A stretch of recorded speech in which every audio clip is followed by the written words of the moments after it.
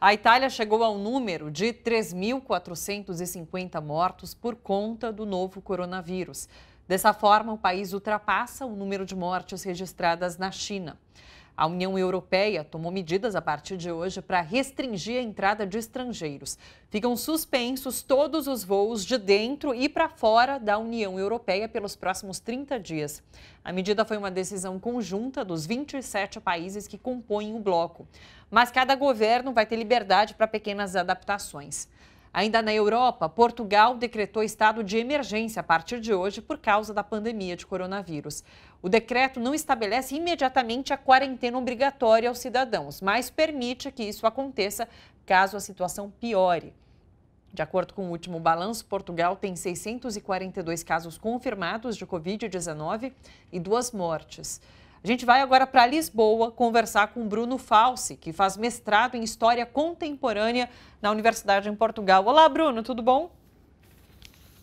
Boa tarde, Thalita Galli, e boa tarde a todos aí que estão nos assistindo no programa Bom para Todos.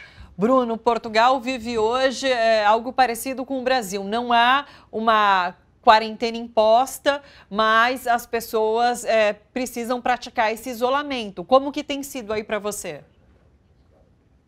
Então, a quarentena aqui em Portugal, ela funciona, ela não é obrigatória, né?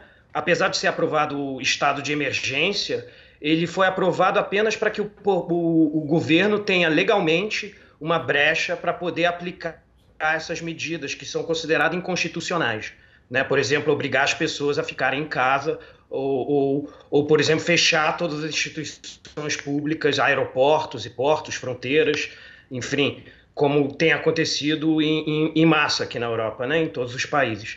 É bom lembrar, Thalita, que a Itália, como você falou, superou o número de mortos da China e a França e outros países, como a Espanha, também têm adotado medidas drásticas contra isso.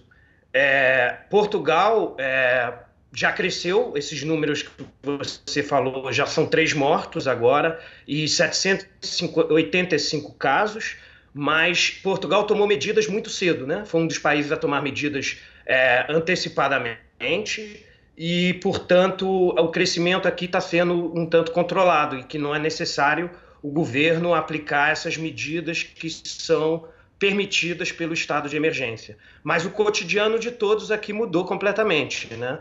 O meu, inclusive, as minhas aulas foram todas canceladas, a minha universidade foi fechada e eu faço aulas por videoconferência agora, como todas as universidades estão fazendo. As escolas não há aulas, os pais, portanto, não podem ir trabalhar. Na verdade, isso tem criado uma crise muito grande para um setor da população que são dos imigrantes, que é a população mais afetada em relação a isso, tanto na questão do trabalho, quanto na questão de pagar suas despesas mensais, né? São os imigrantes, principalmente os imigrantes ilegais. E nessa categoria estão muitos brasileiros inclusos, né? E se recebem relatos, tanto ONGs, ONGs, ou seja, a Casa do Brasil também, que é uma entidade aqui em Portugal, ou a Embaixada do Brasil tem recebido também pedidos de ajuda, de brasileiros que não conseguem ter condições de pagar suas contas, sejam aluguéis, sejam conta de luz, seja conta de gás, e inclusive se dispõem a trabalhar mesmo sob quarentena obrigatória, de tão desesperados em que se encontram. E então, portanto, é importante salientar isso, né?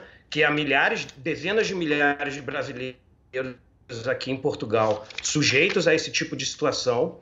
E como a Cíntia de Paula, que é presidente da Casa do Brasil de Lisboa, disse, os imigrantes geralmente estão mais vulneráveis. A situação laboral de muitos é precária e muitas vezes até sem contrato de trabalho, o que dificulta o acesso aos direitos sociais. Aqui, para você ter acesso aos direitos sociais, você precisa contribuir, né? E muitos desses brasileiros, eles são trabalhadores ilegais, ou eles recebem no regime de recibo verde, que são tipo empreendedores no Brasil, chamados os pequenos empreendedores no Brasil, né? E muitos brasileiros estão nessa situação.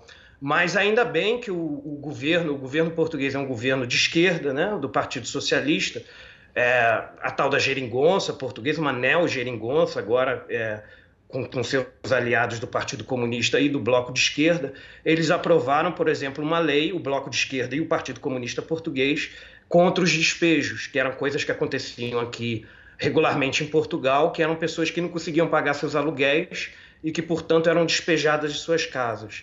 Então, devido a esse estado de exceção aí do coronavírus, foi aprovada uma lei em que é proibido despejar as pessoas de suas casas, mesmo que elas tenham dificuldade de cumprir com suas obrigações, enfim, de pagamentos, né? E outras medidas, por exemplo, é que os pais que tiverem seus filhos, enfim, aqui as escolas foram todas fechadas, então seus pais não podem trabalhar por conta de cuidarem de seus filhos.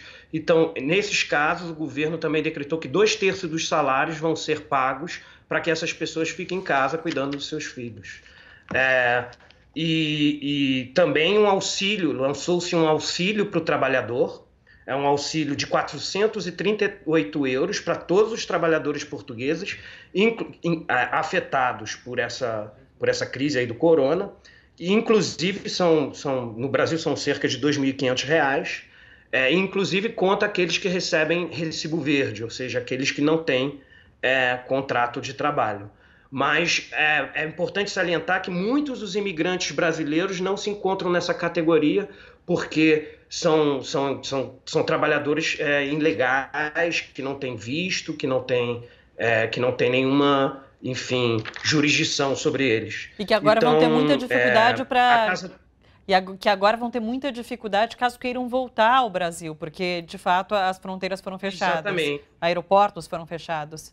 Exatamente.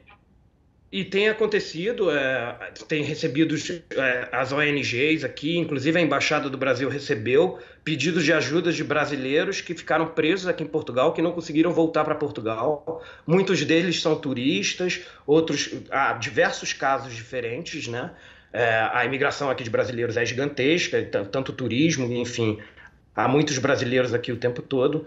E, portanto, muitos brasileiros ficaram presos no aeroporto aqui de Lisboa, sem saber o que fazer, sem ter dinheiro para, inclusive, pagar um hotel, ou seja, lá o que for. E parece que o governo brasileiro finalmente tomou uma medida, que foi com a Companhia Azul, e a empresa Azul vai fazer esse voo de translado aí entre Portugal e Brasil. Mas é bom ficar atento, né? Porque são muitos pedidos de ajuda e nem todos eles são computados, né? Sim. E então certas medidas foram tomadas, como, por exemplo, a Casa do Brasil de Lisboa e a plataforma Geni têm acolhido pedidos de ajuda de imigrantes, né? A plataforma Geni é organizada por um coletivo de mulheres aqui de Portugal, chamado Coletivo Geni, e esse coletivo tem acolhido mulheres imigrantes que busquem três eixos principais de ajuda eles oferecem, que é a ajuda psicológica, a ajuda de bens e utensílios e a ajuda dos direitos trabalhistas que essas mulheres tenham direito aqui em Portugal.